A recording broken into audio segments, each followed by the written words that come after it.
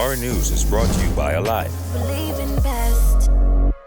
Tonight on Our News, the first doses of the COVID vaccine could arrive in the Bahamas this week, how health officials are preparing. A cabinet minister resigns as the cabinet office launches an investigation, and public school students on several islands return to the classroom.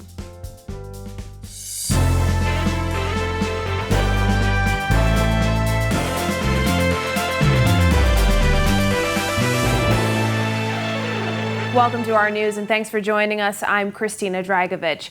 Topping news tonight, the Ministry of Health could begin its vaccine rollout program as early as next week. That's according to Minister of Health Renward Wells, confirming outside cabinet today that the distribution of the AstraZeneca vaccine could begin days after the first batch of the vaccine arrives in the Bahamas by the end of the week. It is good news.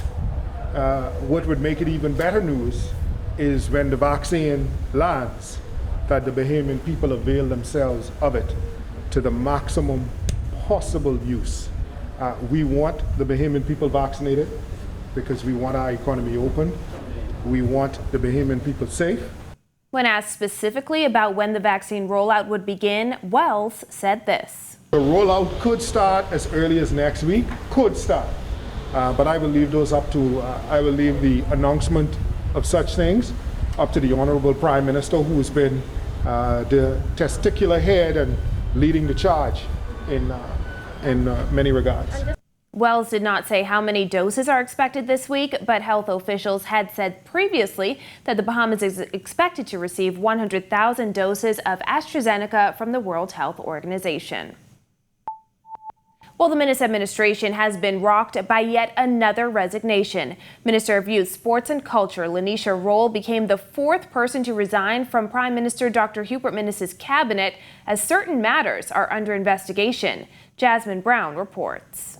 The reaction was swift outside cabinet this morning as Roll's father showed up to defend her name, and some of her former cabinet colleagues weighed in. These foolish movements, Honorable Prime Minister, making you look bad. Trying to make you look like a one-term Prime Minister. And you stop that? Because Hubert Ingram teach you to be a better man than this. I come here to really day to stand up for my child, no matter what differences. Daddy. But my baby, sir, don't disrespect her. Roll's father was visibly upset outside cabinet as he defended his daughter. His fiery comments came just an hour after Roll's resignation letter began making the rounds on social media. Shortly before 1 p.m., the cabinet office released a statement confirming the resignation. It said, Prime Minister, the Most Honorable Dr. Hubert Minnis has accepted Mrs. Roll's resignation. Certain matters have been brought to the attention of the Prime Minister and are under investigation. The Prime Minister thanks Mrs. Roll for her service. Meantime, Roll did not provide an explanation for her decision to resign. In a letter dated February 23rd and addressed to Governor General Cornelius A. Smith, she said, Today I tender my resignation as Minister of the Government of the Bahamas. I am pleased to have opened and bookmarked this chapter of my book of national service to the good people of the Commonwealth of the Bahamas. However, Roll says she will continue to represent the Seabreeze constituency to the best of her ability and thanked Minnis for giving her the opportunity to serve. Since she entered politics, Roll has at times been a controversial figure. She resigned from the Senate in 2016. Though she cited personal reasons, her resignation came amid controversy. In 2018, Minnis removed Roll from the Ministry of Social Services amid reports that she was not getting along with the staff. Roll's father claimed her resignation from cabinet was a result of her having been informed that she will not be renominated as a candidate in the Seabreeze constituency. She really called me last night and she said, Daddy, Mr. Carl Bettel, the Honorable Carl Bettel told her that the Honorable Prime Minister said she will not be running. So I put on my best suit and bathe my skin. And I ain't going to wake because I doing sidewalk. This wonderful Prime Minister, he is doing some good work, but he's still doing some light things. Roll's former cabinet colleagues were asked about her resignation as they headed into cabinet. In any cabinet, you're going to see resignations. In any cabinet, not everyone is going to make the full 5-year term. One thing that you've seen with the minister administration, that he has called on his ministers to account, and you all know the circumstances, and some ministers have resigned, and they remain committed to the party. According to the cabinet statement, Central Grand Bahama MP Iram Lewis will be appointed as the Minister of Youth, Sports and Culture. Reporting for our news, I'm Jasmine Brown.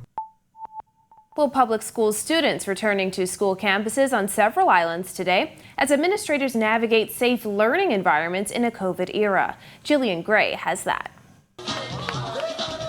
Students walked briskly into schools on New Providence for the first time in nearly a year. Greeted by their teachers, favorite cartoon characters, and well-wishers, there was an excitement in the halls. I'm excited about them being in the classroom, and I can see what's going on with them on the actual class, in the classroom, on the actual campus. So I'm looking forward to seeing results.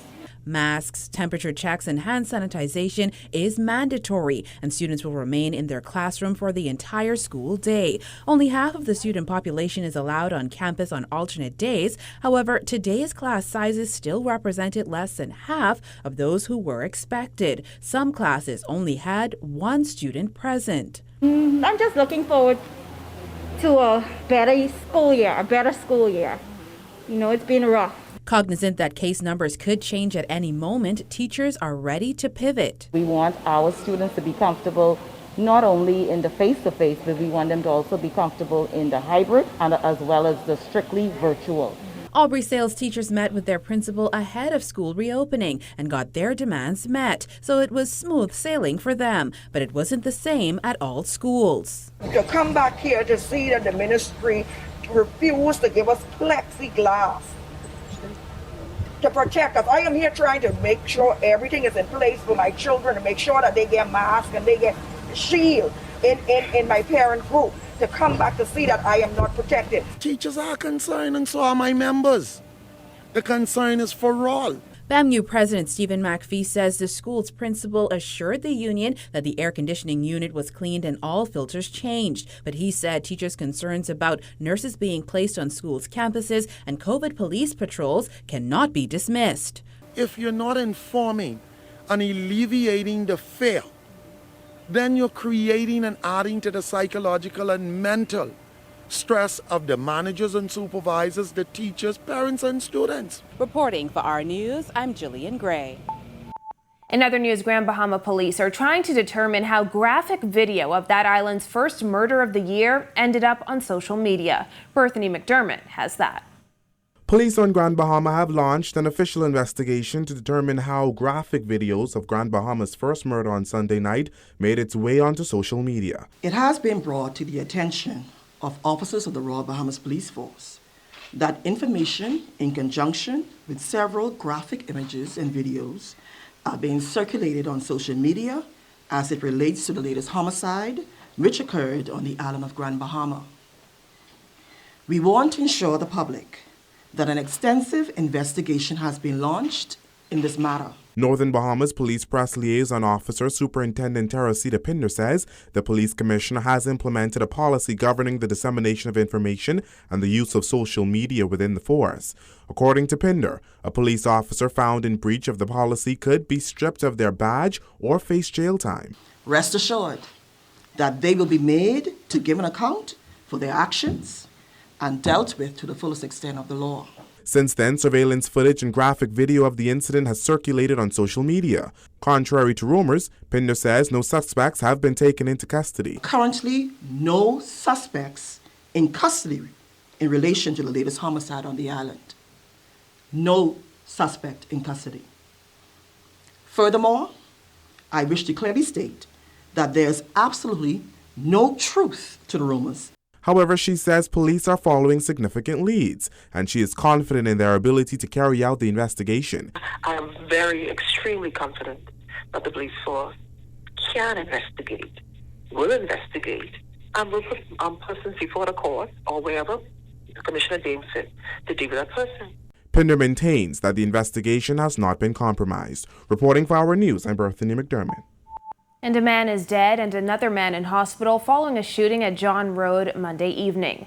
Police press liaison officer ASP Audley Peters giving these details on last night's scene. The first responding officers on their arrival met a male lying on the ground with what appeared to be gunshot wounds to the chest. A private vehicle assisted that victim to the hospital, and his condition is not known at this time. A distance away, officers found the body of another male with gunshot wounds to the head. That victim was assisted to the hospital via a EMS unit, and it is our understanding at this moment that that victim has succumbed to his injuries. Police say another man is in police custody assisting with that investigation. And just an hour after that shooting, police were called to Finlayson Street, where a man and woman were found suffering from gunshot wounds. Both victims were taken to hospital for treatment, where the man died. Police say the woman is listed in serious condition. And mostly sunny skies in the capital today. Greg Thompson has the latest weather details over in the Weather Center. Thanks, Christina, and a happy Tuesday, everybody. Beautiful conditions outside our studios. We had temperatures managed to get up into the 80s once again, but settling into the mid-70s, 75 degrees outside our studios with just a few clouds. It winds out of the north at 7 knots. Feels like temperature around 75 degrees Fahrenheit. Satellite view, frontal boundary pushing across the northwest Bahamas. You can see that clear line delineated across the Abacos and the Grand Bahama. Some showers and isolated thunderstorms associated with that, but we expect this front to continue to weaken as it pushes towards the south. That's your first look at weather. Your extended forecast is still to come. And still to come on our news, Malia Nassau Beach workers are demanding redundancy pay after being laid off. And the opposition leader challenges the Prime Minister to a debate. Stay with us. Every new season of On the Record, we push the limits. Venture into unknown territory. We take our cameras into places unseen before. We share the stories and experiences that affect us all. And now it's time for Season 5. On the Record, Thursdays at 8 p.m. on RTV Cable Channel 212 and streaming live on Facebook on the R News Bahamas page.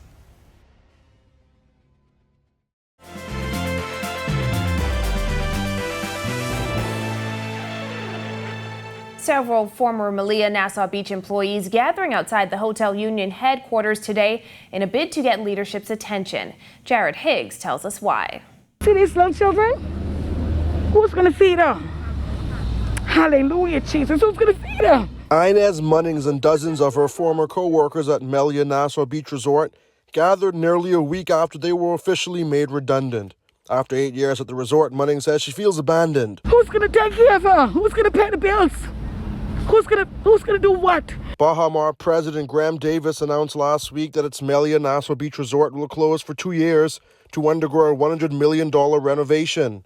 The decision comes as the resort spent most of last year closed due to the COVID-19 pandemic. Dozens of the resort's now former employees are out of work.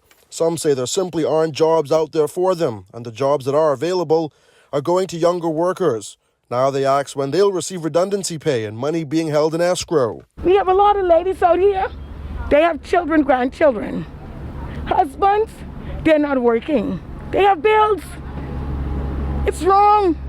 And something needs to be done. Shane Knowles was part of a large group of staff made redundant last year. A lot of people lost their homes during that time. Even had people died from the hotel because of stress. Attorney Benjamin McKinney wants the hotel union president to make stronger representations on behalf of the union. Once again, we call on Darren Woods to come down because he has some answers that he needs to give these employees. Yes, we do. What kind of action are you guys going to take? Well, all things are on the table. 64-year-old Frederick Cash worked on the Cable Beach Strip for nearly 30 years. The career bartender was thrust into retirement last year at the onset of the pandemic. He says he's lucky he can provide for himself with his pension, help from family, and a part-time job at a funeral home. However, he's worried about others. We all in this crisis, the whole world is crisis together, but especially us at Malia, we hurting the way they treated us. Reporting for Our News, I'm Jared Higgs. In other news, the opposition leader is challenging the Prime Minister to a national debate. Giorgio Bain reports. Opposition leader Philip Brave Davis calling the Prime Minister's latest national address disappointing, stating that it lacked the necessary encouragement that Bahamians are looking for during this troubling time. Well, I think disappointment is putting it mildly. The Bahamians today are suffering. He's more engaged in attempting to find ways and means to re-elect himself, to have himself re-elected, than finding the solutions for the problems that our people are enduring today. Asked if he would be willing to challenge the Prime Minister to a national debate, Davis says he is ready. If he wants to, I am here. I was asked before whether I'll be prepared to debate the Prime Minister on a national stage. I said yes, and I am. And I ask you to ask him whether he is prepared to. You know what's so interesting? I'm here standing up, responding to your questions. And I can't remember ever seeing you all, asking him questions. Don't you think it's time for him to be answering you all? Davis also responding to comments made by State Minister of Finance Kwesi Thompson, calling his pledge to review taxes reckless. Don't you find it curious? I speak about reviewing the status of VAT, reviewing in the context of whether or not today is still an appropriate measure to have in our tax system regime. What is reckless about that? Reporting for our News, I'm Georgie Bain. When our news comes back from the break, the Education Minister answers lingering questions about school repairs and the latest from the world of sports. Stay with us. Every new season of On the Record, we push the limits. Venture into unknown territory. We take our cameras into places unseen before. We share the stories and experiences that affect us all. And now it's time for Season 5. On the Record, Thursdays at 8 p.m. on RTV Cable Channel 212 and streaming live on Facebook on the R News Bahamas page.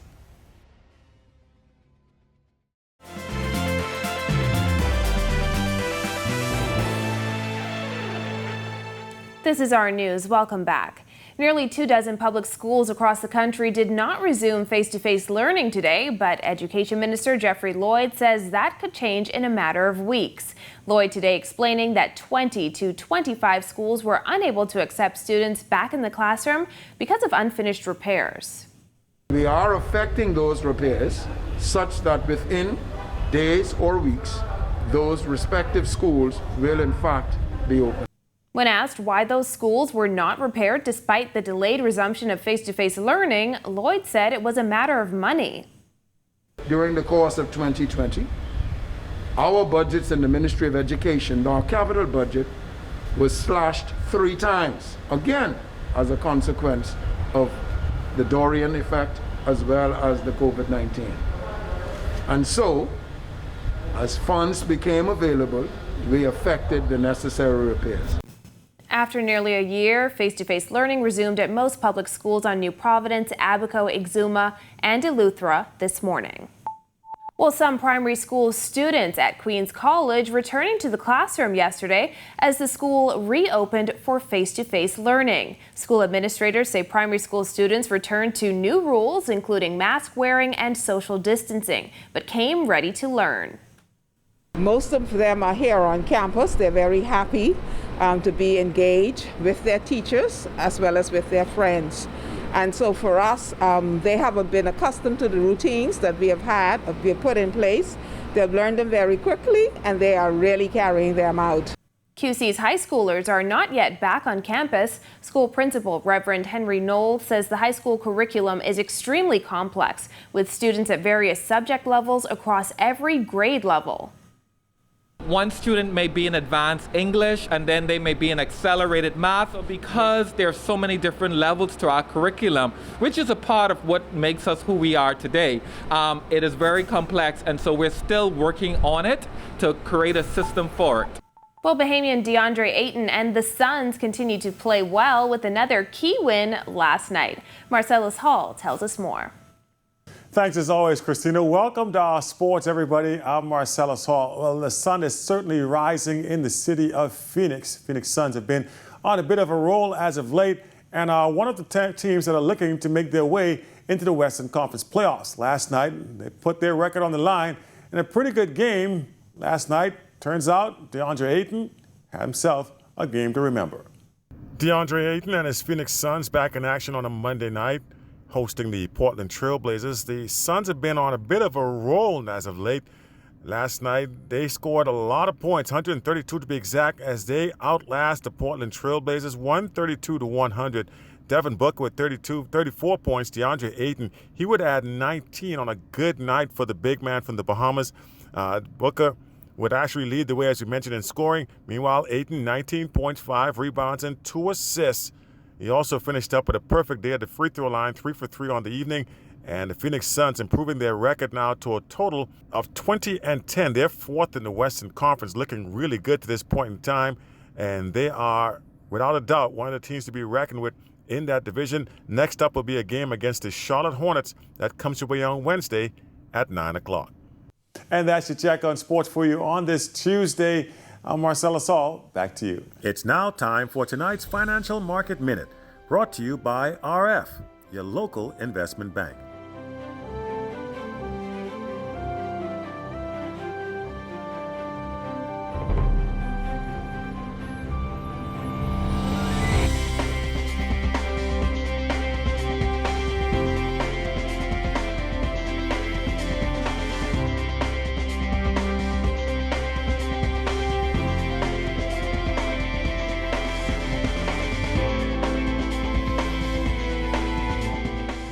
This has been your Financial Market Minute.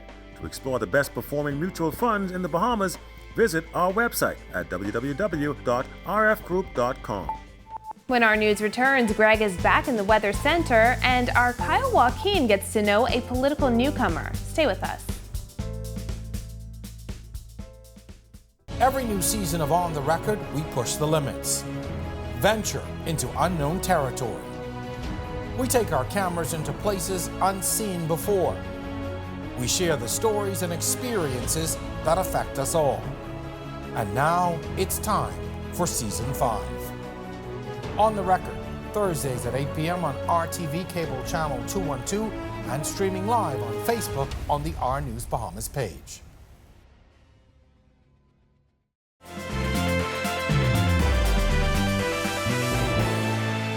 Welcome back to our news.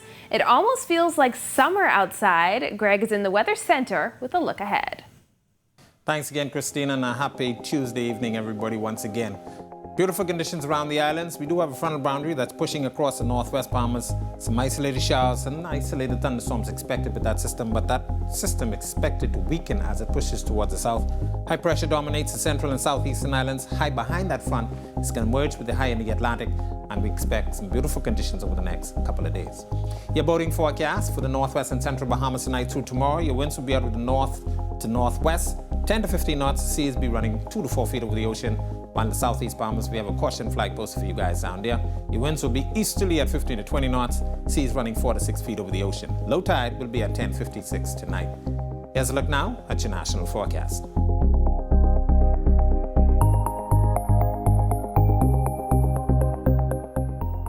A look now at your extended forecast through Sunday.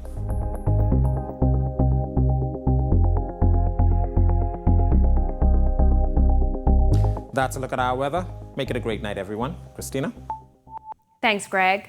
Well, as we get to know some of the new faces in frontline politics a little better, our Kyle Joaquin chats with veteran trade unionist Jennifer Isaacs Dotson in Meet the Candidates. And I think that I can make a difference. I think I have a lot to contribute based on my background. Meet Jennifer Isaacs Dotson, a registered nurse, university lecturer, and veteran trade unionist. She wears many hats. She began her career as a nurse, then entered teaching and trade unions, blazing a path of her own from the 1980s. Eventually, I became the president of the National Congress of Trade Unions, even though I came from a very small union, because they consider UTEP to be a very small union compared to BPSU and all that. And so I have become the first woman president of the National Congress of Trade Unions. And if you thought she was being frank, Isaacs Dotson became the first woman president of UTEP, the NCTUB, as well as the Caribbean Congress of Labor. And now this senator is taking on a new task, frontline politics. She will enter the ring as the F&M's candidate against Exuma's and Ragged Island MP Chester Cooper. I've never been interested in gutter politics, even in the union, and so I think I'll say to you, I try to keep God first in my life and focus on that, and for Him to guide my path. And honestly, everything that I've done in my life, I've been pushed in some directions that I never thought that I would have been in. The sixth of 8 children, she was partly raised by her uncle, the late Kendall Isaacs. My father lived in Cat Island, but Uncle Kendall lived in Nassau, so basically anything that I needed or wanted, I would have go to Uncle Kendall. Radiating with her infectious laughter, Isaacs Dotson says she enjoys the simple things in life, reflecting on the summers of her childhood in Black Point, Exuma, the birthplace of her mother. And I think I had a special time growing up, having that part in my life, because you were able to get away from Nassau and to be free on an island, to get pushed off the dock. If you can't swim, you better learn to swim. And as she enters this new part of her life, Isaacs Dotson says she keeps this in mind. I think at the end of the day, whatever happens, it would have been a learning experience for me. And I look at everything that happens in my life as a learning experience for me, for something greater. With this edition of Meet the Candidate for Our News, I'm Kyle Joaquin. Thank you for joining us for our news tonight. On behalf of the entire team, I'm Christina Dragovich. We'll see you right back here tomorrow night. Have a beautiful evening, Bahamas.